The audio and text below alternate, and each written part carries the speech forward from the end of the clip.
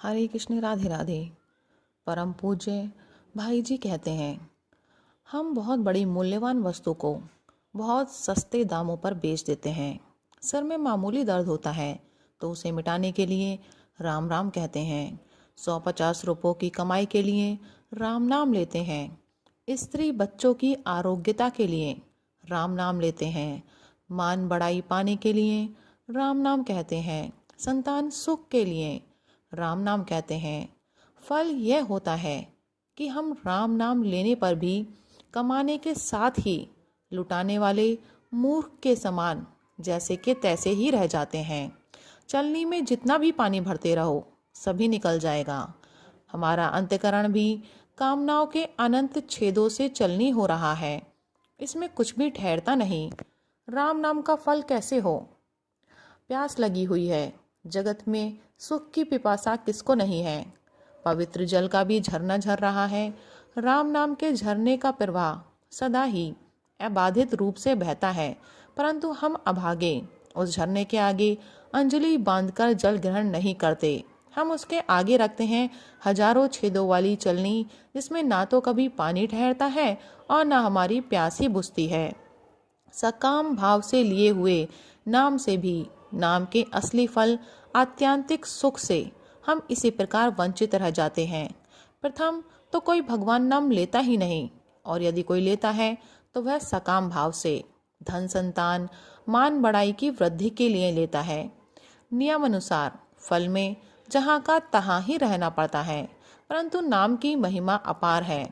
इस प्रकार लिए हुए नाम से भी फल तो होता ही है, सकाम कर्म की सिद्धि भी होती है और आगे चलकर भगवत भक्ति भी प्राप्त होती है। जब मैं खुद सकाम भाव से नाम जप किया करता था, तब कई बार उसकी ऐसी विपत्तियां टली है जिनके टलने की कोई आशा भी नहीं थी। केवल वह विपत्तियां ही नहीं टली, उसका और फल भी हुआ। नाम में रुचि बढ़ी और आगे चलकर निष्काम भाव भी हो गया।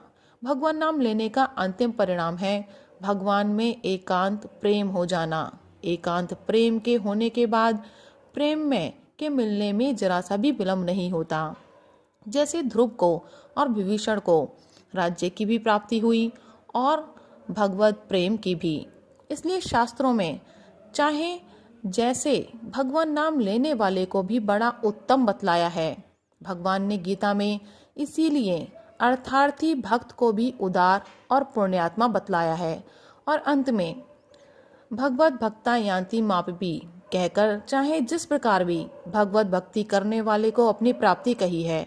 क्योंकि सकाम भाव से अन्य सब की आशा छोड़कर, अन्य सब का आश्रय त्याग कर केवल भगवान की भक्ति के परायण होना भी बड़े भारी पुण्यों का फल है।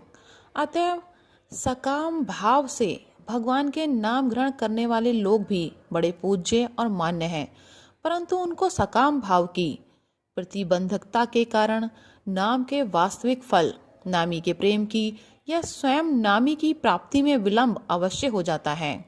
इससे ये सिद्ध हो गया कि नाम से फल तो अवश्य होता है, परंतु अश्रद्धा, अविश्वास और कामना के कारण उसके असली फल की प्राप्ति में देरी हो जाती है। यदि साधक इस अपने दोष से होने वाली देरी का दोष नाम पर लगाकर उसे अर्थवाद कहता है तो यह उसका अपराध है। राधे राधे। हरे कृष्ण।